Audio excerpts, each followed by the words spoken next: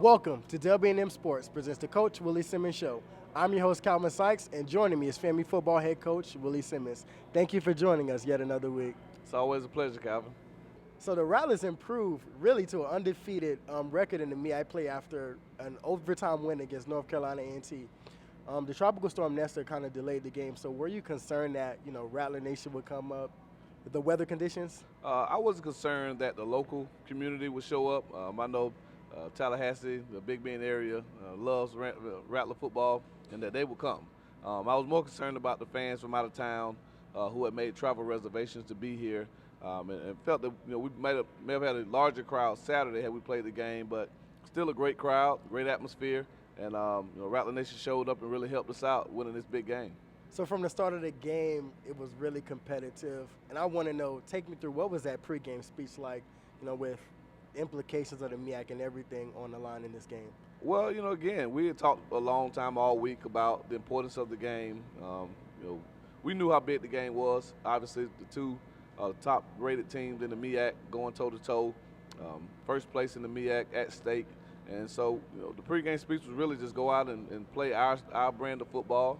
It was going to come down to who wanted it more, who was going to execute the best, and who was going to play the smartest. And we wanted to do all three of those things, and we feel like we did enough of them to win. And again, that was a big takeaway from the game yesterday. One of the things that the headlines, I'm pretty sure that, everyone's talking about that. I'm pretty sure leading the program you're not proud of. Like, what really happened at halftime that, people want to know? Well, honestly, I'm not sure how, things escalated. Okay. Obviously, I was doing my halftime interview, and, when I looked over, I saw the two teams congregating near the locker rooms, which obviously, with as much bad blood as there is between the two schools, you want to try to de-escalate it as quickly as possible. So my first thoughts went to de-escalating the situation. There were a lot of officers there, coaches there trying to de-escalate it. And for the most part, we got it under control. Never a great look to see two teams, come together right before halftime or before a game or after a game. But I've seen many worse scuffles than what occurred during the game. So to only have really two players from each team got ejected. The third players, one player from our team, one player from their team, was ejected because they had already received an unsportsmanlike penalty in the first half. So the entire team, all the coaches got a blanket unsportsmanlike. And so in a football game, if you get two unsportsmanlike penalties, you're ejected from the game. So Tim Williams for us, Mac McClain from A&T had gotten unsportsmanlikes in the first half. That's why they were removed from the game. So two guys from our team acted out of character, two players from their team acted out of character, and those were the two players that were removed from the contest. But again, it took away from what was a great ball game, one game that will go down in probably history as one of the best ball games played here at Bragg Stadium, and that should be the takeaway, and not the unfortunate turn of events that happened before halftime. So one of the things that kind of taken away from that event was Ralph Street was ejected from the game. So what were some of the challenges coaching the defense in the second half? Well, again, we're still getting clarity as to why he was ejected from the game. We still haven't gotten an answer to that yet. But again, I thought our defensive staff, Ryan Smith, Brandon Sharp, Billy Roll, and Dan Lemke, did a phenomenal job of keeping those guys together. And the one thing I can say about our defense is they have a lot of great leadership on that side of the ball. DeMontre Moore, Elijah Richardson, Terry Jefferson, Marquise Bell, Jock Penny. Those guys really took a leadership role to step in where Coach Street wasn't. And a lot of that fire and energy that Coach Street brings came from those guys. And so it was a true testament to them to be able to win a game like that without our defensive coordinator for the second half. And I want to tip my hat to all the coaches and the players on that side of the ball. So Ryan Stanley left the game with apparent injury. Any updates? Will he be back for next week? Well, right now he's going through the treatment protocol. We'll evaluate him as the week goes on. Right now it's a game time decision. We still have 5-6 more days before we kick off against Morgan State. And as the week progresses, we'll see how he feels. But again, it wasn't a significant injury. But those type of injuries are painful, and especially with it being his throwing arm. But long term, he'll be fine. We'll make a determination about how viable he is for this week's game. I think in a perfect Cinderella story, Rashawn McKay answered the call in overtime. Talk about kind of his performance and really What's he prepared for something like that, of that big of a stage? Well, you prepare for those type of things in practice. He practices extremely hard. He tries to digest everything that we throw at him. Coach Black, our quarterbacks coach, has done a phenomenal job with that group. And whenever you go into a pressure-packed game like that, having to make that type of throw in that situation, it takes some savvy, it takes some moxie. And he has that. He showed that against Central Florida when he went into the game and started moving the ball a little bit. He showed it against Fort Valley State, going 11 to 12 and throwing 2 touchdowns. Wow.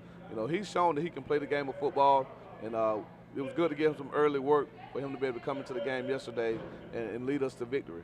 So if he has to, hypothetically leave the rest of the season, will he be ready for something like that? Well, obviously, if he's called upon to lead the rest of the season, he'll be ready. Okay. We don't think it'll come to that. We feel like right now, he'll be a this week's decision, and then we'll make a determination moving forward of Ryan's long-term health. So Tropical Nestor came in and kind of messed up the whole week-to-week, transition that you guys have. So will that mess up any practice time this week coming up against Morgan State? Well, we took Monday today off, Okay. Which is the typical day off. So basically what we missed was a Sunday practice. We'll come back to work on Tuesday. We'll get Tuesday in, Wednesday in, Thursday in. We'll travel on Friday and have some meetings and walkthroughs and then play. So we'll miss one day of preparation, but it's no different than teams that play a Saturday game and then turn around and play a Thursday night game. Okay. Same type of situation. So we're used to that. And, as coaches, we have a plan in our heads of how to plan for a short week. And I think our guys will be prepared mentally and physically to go up to Baltimore and hopefully come away with the victory. Okay. It's time now for a break. And when we come up, we'll talk to Coach Simmons about the upcoming matchup against the Morgan State Bears. This has been the WANM Sports presents the Coach Willie Simmons Show.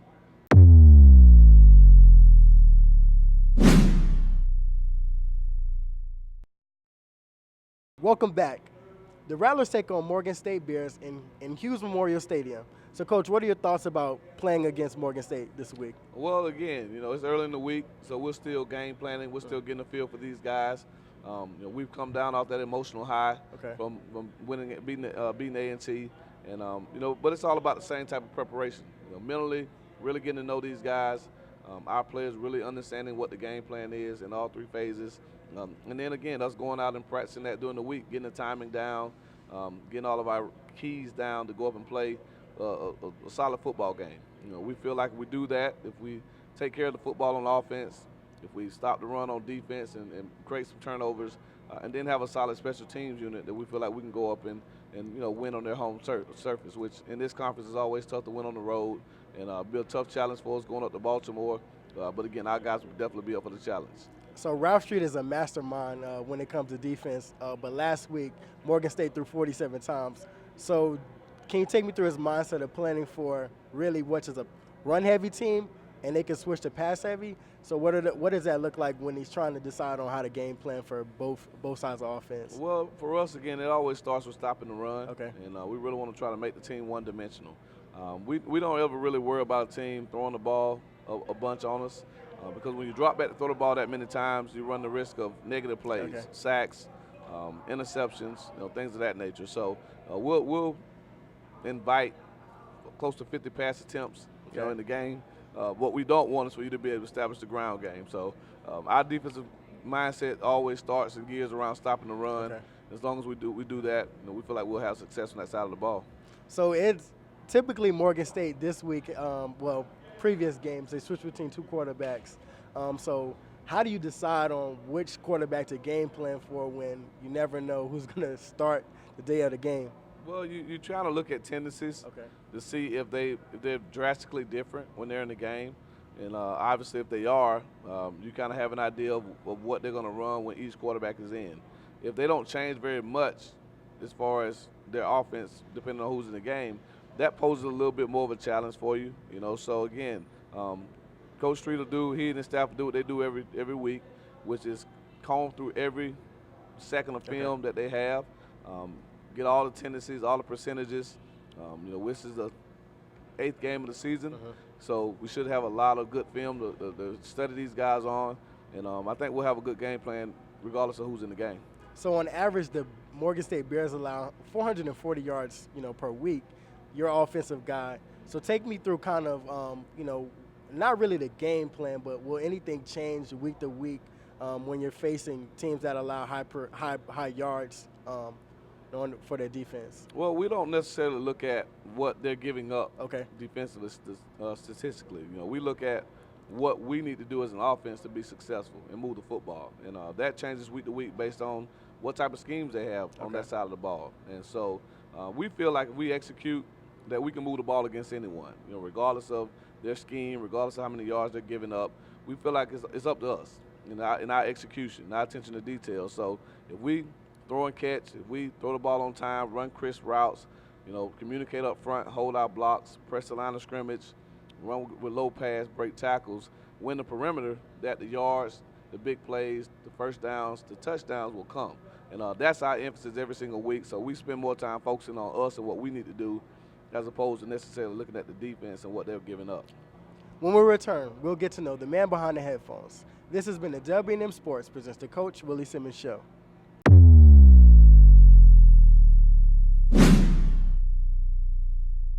All right, welcome back. So last week we kind of spoke about your rituals, and Rattler Nation surprised you with extra Waterman packs. So Rattler Nation sure knows how to take care of coach. So what does it feel like to have that support? It feels awesome. It was a huge surprise to walk in my office after the game and see looks like a 10-pack of watermelon extra gum.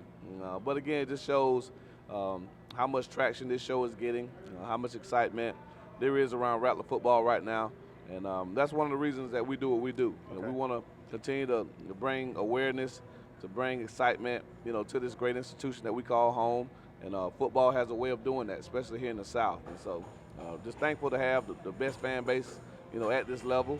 And, they continue to support these young men. They continue to support me and the other coaches. And, that's why FAMU is the best place to work. So now I want to take you back to Saturday because I got to watch you run over, in front of the band and then bend down at the end of the game. I don't know what was going through your head, but just take me through those emotions because it kind of reminds me when people talk about the old Rattler coaches winning, bringing it back to brag. That's what it resonated with me. So take me through what went through your head. Well, after the game, the win in that fashion, the first feeling was just jubilation. It was so much excitement running through me.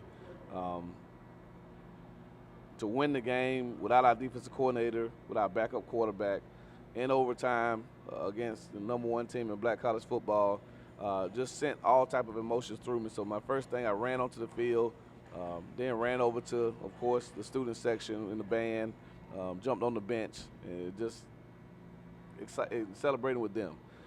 Then immediately my next thought was just, give thanks. The Spirit came down upon me. And it made me realize how grateful I am, how thankful I am to be in this position as the head football coach here at Florida A&M.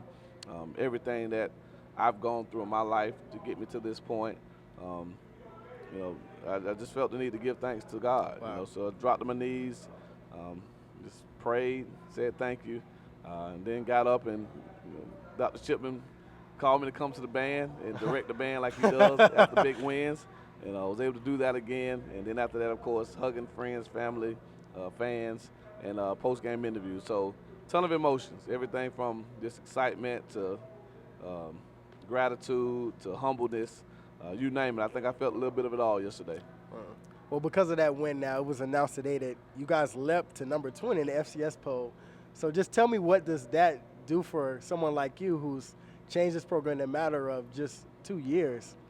Well, it's a testament to these young men. I don't want to sit here and take any of the credit for what these guys have done.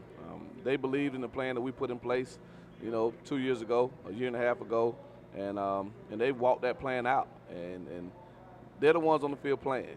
They're the ones putting in the work every single day, going to class, coming to practice, going to meetings, going to the weight room, the training room, doing study table, trying to be great citizens. They're the ones doing it. So they deserve all the credit.